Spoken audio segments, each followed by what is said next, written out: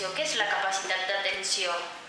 Jo crec que per explicar-ho d'una forma senzilla és la capacitat, l'habilitat que tenim d'estar concentrats fent una determinada tasca, evitant que altres estímuls ens distreuen.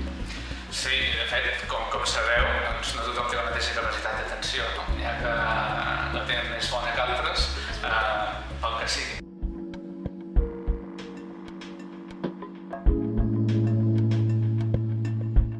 Un cop acabem de recollir totes les vostres idees, el que farem és crear un registre amb unes 25 preguntes que les farem servir el dia de la prova. És a dir, que cada alumne haurà de contestar aquestes preguntes. O sigui que la vostra feina és molt important, perquè esperem trobar moltes preguntes d'aquestes que ara mateix segurament esteu pensant.